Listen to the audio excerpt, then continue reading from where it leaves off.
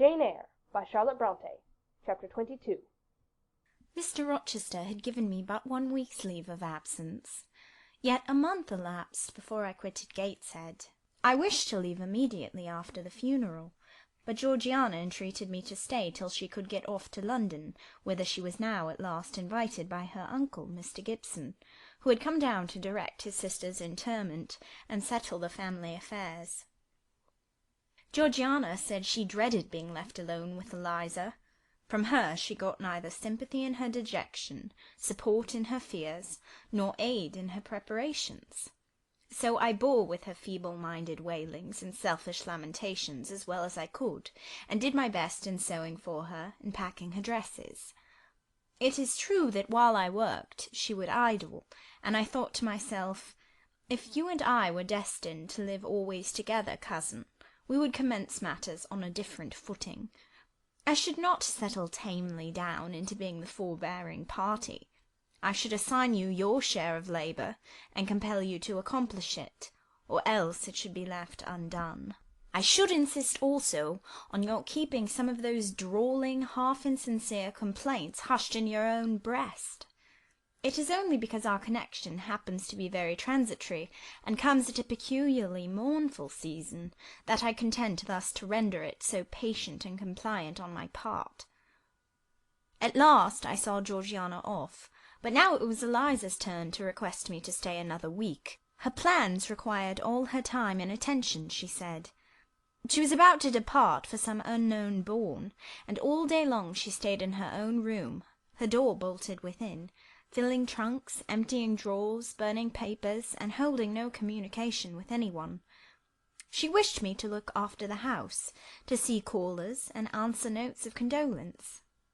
One morning she told me I was at liberty. "And," she added, "I am obliged to you for your valuable services and discreet conduct. There is some difference between living with such an one as you and with Georgiana. You perform your part in life and burden no one. Tomorrow," she continued, "I set out for the Continent. I shall take up my abode in a religious house near Lisle, a nunnery you would call it. There I shall be quiet and unmolested. I shall devote myself for a time to examination of the Roman Catholic dogmas, and to a careful study of the workings of their system. If I find it to be, as I half suspect it is, the one best calculated to ensure the doing of all things decently and in order, I shall embrace the tenets of Rome and probably take the veil." I neither expressed surprise at this resolution, nor attempted to dissuade her from it. The vocation will fit you to a hair, I thought. Much good may it do you. When we parted, she said, "Good-bye, cousin Jane Eyre. I wish you well. You have some sense." I then returned, "You are not without sense, cousin Eliza, but what you have, I suppose, in another year will be walled up alive in a French convent. However, it is not my business, and so it suits you. I don't much care." "You are in the right," said she, and with these words we each went our separate way. As I shall not have occasion to refer either to her or her sister again, I may as well mention here that Georgiana made an advantageous match with a wealthy, worn-out man of fashion, and that Eliza actually took the veil, and is at this day superior of the convent where she passed the period of her novitiate, and which she endowed with her fortune. How people feel when they are returning home from an absence, long or short, I did not know. I had never experienced the sensation. I had known what it was to come back to Gateshead when a child, after a long walk, to be scolded for looking cold or gloomy, and later what it was to come back from church to Lowood, to long for a plenteous meal and a good fire, and to be unable to get either. Neither of these returnings was very pleasant or desirable. No magnet drew me to a given point, increasing in its strength of attraction the nearer I came. The return to Thornfield was yet to be tried. My journey seemed tedious, very tedious. 50 miles one day, a night spent at an inn, 50 miles the next day. During the first 12 hours I thought of Mrs. Reed in her last moments. I saw her disfigured and discoloured face, and heard her strangely altered voice. I mused on the funeral day, the coffin, the hearse, the black train of tenants and servants, few was the number of relatives, the gaping vault, the silent church, the solemn service. Then I thought of Eliza and Georgiana. I beheld one the cynosure of a ball-room, the other the inmate of a convent cell, and I dwelt on and analysed their separate peculiarities of person and character. The evening arrival at the great town of scattered these thoughts, gave them quite another turn. Laid down on my traveller's bed, I left reminiscence for anticipation. I was going back to Thornfield, but how long was I to stay there? Not long, of that I was sure. I had heard from Mrs. Fairfax in the interim of my absence. The party at the Hall was dispersed. Mr. Rochester had left for London 3 weeks ago, but he was then expected to return in a fortnight. Mrs. Fairfax surmised that he was gone to make arrangements for his wedding, as he had talked of purchasing a new carriage. She said the idea of his marrying Miss Ingram still seemed strange to her, but from what everybody said, and from what she had herself seen, she could no longer doubt that the event would shortly take place. "You would be strangely incredulous if you did doubt it," was my mental comment. "I don't doubt it." The question followed, where was I to go? I dreamt of Miss Ingram all the night. In a vivid morning dream I saw her closing the gates of Thornfield against me, and pointing me out another road, and Mr. Rochester looked on with his arms folded, smiling sardonically, as it seemed, at both her and me. I had not notified to Mrs. Fairfax the exact day of my return, for I did not wish either car or carriage to meet me at Millcote. I proposed to walk the distance quietly by myself, and very quietly, after leaving my box in the ostler's care, did I slip away from the George Inn about 6 o'clock of a June evening, and take the old road to Thornfield, a road which lay chiefly through fields, and was now little frequented. It was not a bright or splendid summer evening, though fair and soft. The haymakers were at work all along the road, and the sky, though far from cloudless, was such as promised well for the future. Its blue, where blue was visible, was mild and settled, and its cloud strata high and thin. The west, too, was warm. No watery gleam chilled it. It seemed as if there was a fire lit, an altar burning behind its screen of marbled vapour, and out of apertures shone a golden redness. I felt glad as the road shortened before me, so glad that I stopped once to ask myself what that joy meant, and to remind reason that it was not to my home I was going, or to a permanent resting-place, or to a place where fond friends looked out for me, and waited my arrival. "Mrs. Fairfax will smile you a calm welcome, to be sure," said I, "and little Adele will clap her hands and jump to see you. But you know very well you are thinking of another than they, and that he is not thinking of you." But what is so headstrong as youth? What so blind as inexperience? These affirmed that it was pleasure enough to have the privilege of again looking on Mr. Rochester, whether he looked on me or not. And they added, "Hasten, hasten. Be with him while you may, but a few more days or weeks at most, and you are parted from him for ever."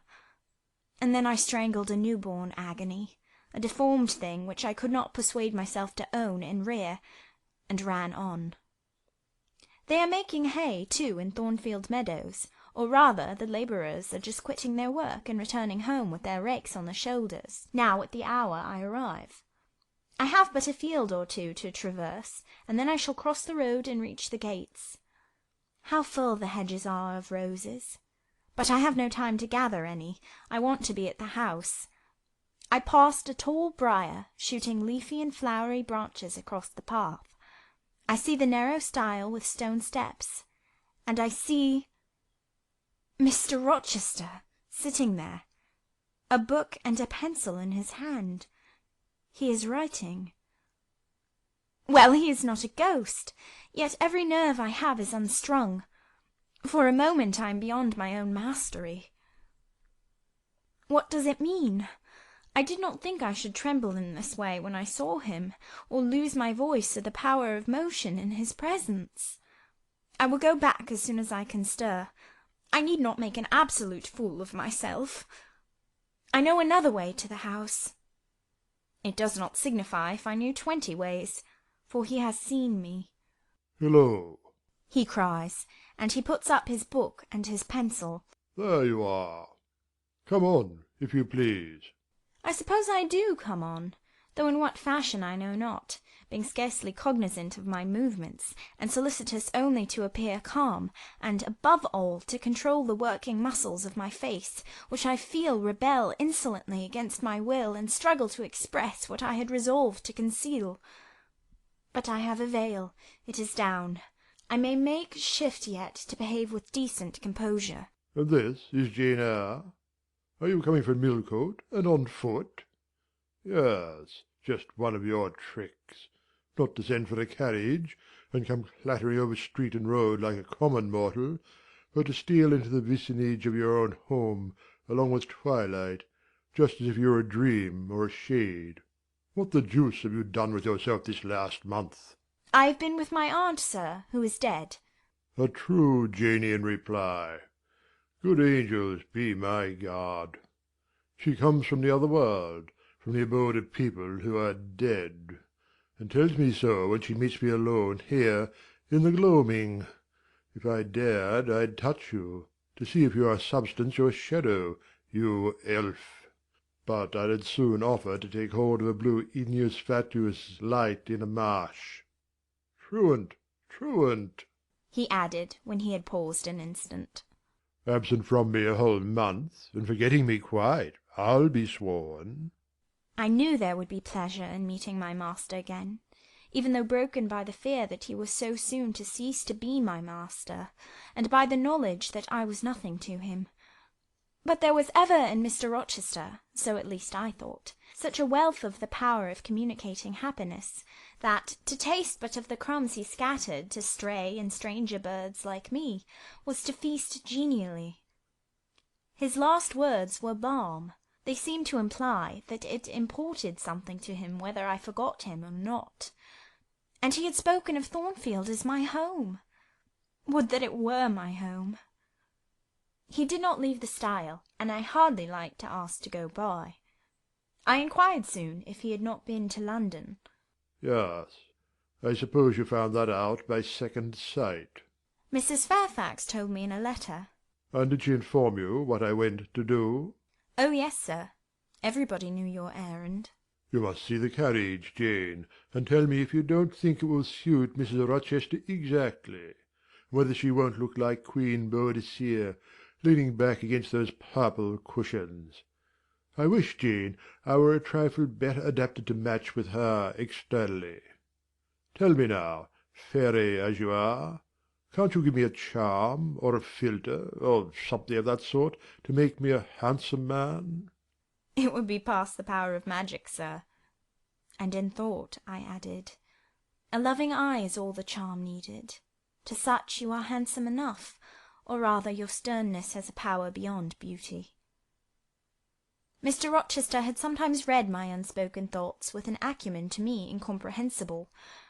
In the present instance he took no notice of my abrupt vocal response, but he smiled at me with a certain smile he had of his own, and which he used but on rare occasions.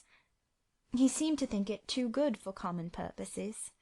It was the real sunshine of feeling. He shed it over me now. Pass, Janet, said he, making room for me to cross the stile. Go up home, and stay your weary little wandering feet at a friend's threshold. All I had now to do was to obey him in silence.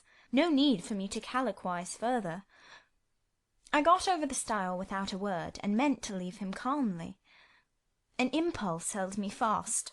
A force turned me round. I said, or something in me said for me and in spite of me, "Thank you, Mr. Rochester, for your great kindness. I am strangely glad to get back again to you, and wherever you are is my home, my only home." I walked on so fast that even he could hardly have overtaken me had he tried. Little Adele was half wild with delight when she saw me. Mrs. Fairfax received me with her usual plain friendliness. Leah smiled, and even Sophie bid me "Bonsoir" with glee. This was very pleasant. There's no happiness like that of being loved by your fellow creatures, and feeling that your presence is an addition to their comfort. I that evening shut my eyes resolutely against the future. I stopped my ears against the voice that kept warning me of near separation and coming grief. When tea was over, and Mrs. Fairfax had taken her knitting, and I had assumed a low seat near her, and Adele, kneeling on the carpet, had nestled close up to me, and a sense of mutual affection seemed to surround us with a ring of golden peace, I uttered a silent prayer that we might not be parted far or soon. But when, as we thus sat, Mr. Rochester entered unannounced, and, looking at us, seemed to take pleasure in the spectacle of a group so amicable, when he said he supposed the old lady was all right now that she had got her adopted daughter back again, and added that he saw Adele was prête à croquer sa petite maman anglaise, I half ventured to hope that he would, even after his marriage, keep us together somewhere under the shelter of his protection, and not quite exiled from the sunshine of his presence. A fortnight of dubious calm succeeded my return to Thornfield Hall. Nothing was said of the master's marriage, and I saw no preparation going on for such an event. Almost every day I asked Mrs. Fairfax if she had yet heard anything decided. Her answer was always in the negative. Once she said she had actually put the question to Mr. Rochester as to when he was going to bring his bride home, but he had answered her only by a joke and one of his queer looks, and she could not tell what to make of him. One thing specially surprised me, and that was, there were no journeyings backward and forward, no visits to Ingram Park. To be sure, it was 20 miles off, on the borders of another county, but what was that distance to an ardent lover? To be so practised and indefatigable a horseman as Mr. Rochester, it would be but a morning's ride. I began to cherish hopes I had no right to conceive, that the match was broken off, that rumour had been mistaken, that one or both parties had changed their minds. I used to look at my master's face to see if it were sad or fierce, but I could not remember the time when it had been so uniformly clear of clouds or evil feelings. If, in the moments I and my pupil spent with him, I lacked spirits and sank into inevitable dejection, he became even gay. Never had he called me more frequently to his presence, never been kinder to me when there, and alas, never had I loved him so well. End of Chapter 22.